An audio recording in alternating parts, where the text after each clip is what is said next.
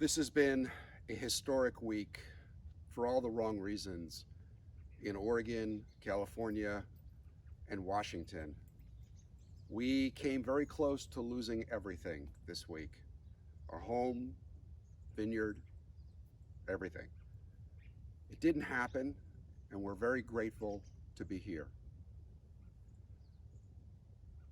What happened is winds which started as a result of a high pressure ridge in the Great Basin drove record winds and heat all through the West, creating forest fires, wildfires in many, many places. And some of these are 0% contained at the time of this recording.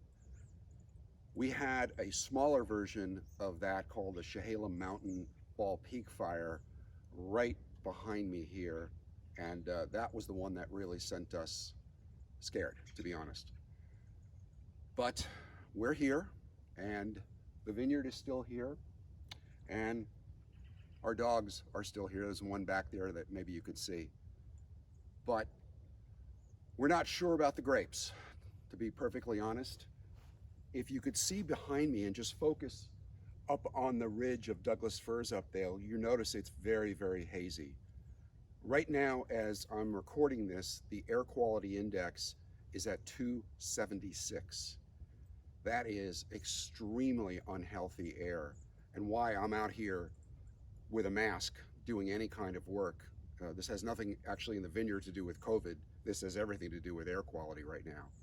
It's very dangerous to breathe in, and we're trying to stay inside as much as possible. But there's work to be done. We are actually harvesting a small block of Pinot Gris tomorrow for sale, and we've got to move everything into position for that.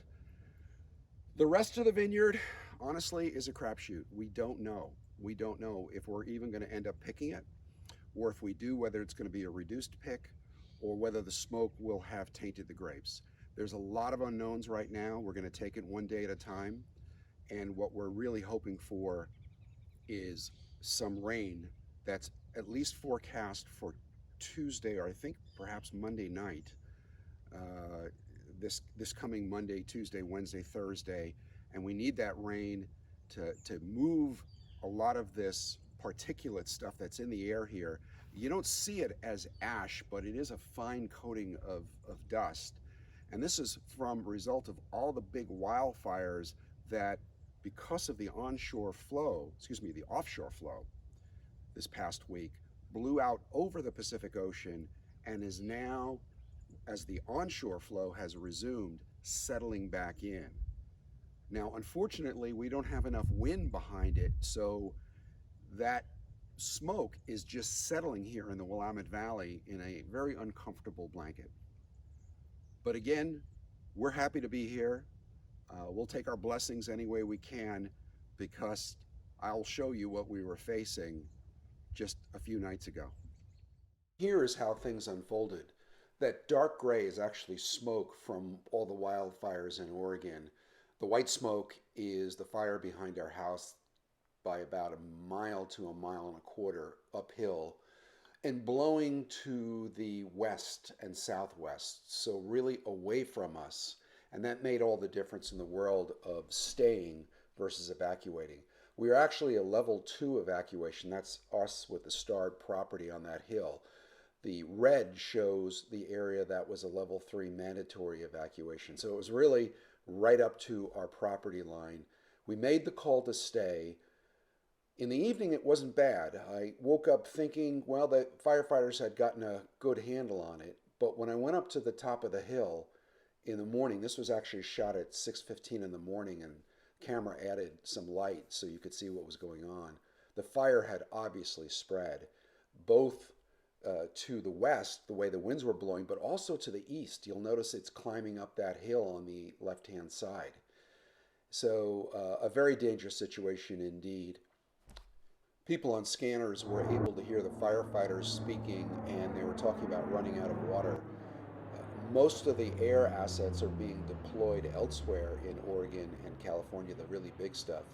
But we did have a couple of these incredible Canada Air CL-245s, which can pick up water, as you see it doing here, at a nearby lake, and drop that water with pinpoint accuracy in some of the steep ravines that the crews can't really get to very easily.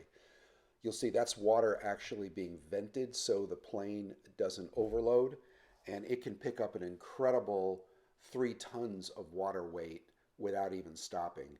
These were operating in tandem. They were using our house as a vector.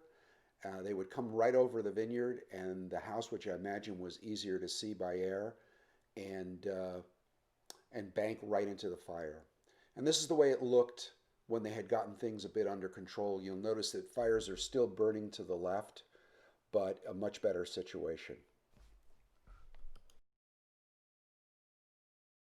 Well, we're here and we're thankful for that. Normally I say, if you've enjoyed this video, hit the subscribe button, but I don't think enjoy is the operative word to be using. But by all means, come and check us out at benza.com. Take care and stay safe.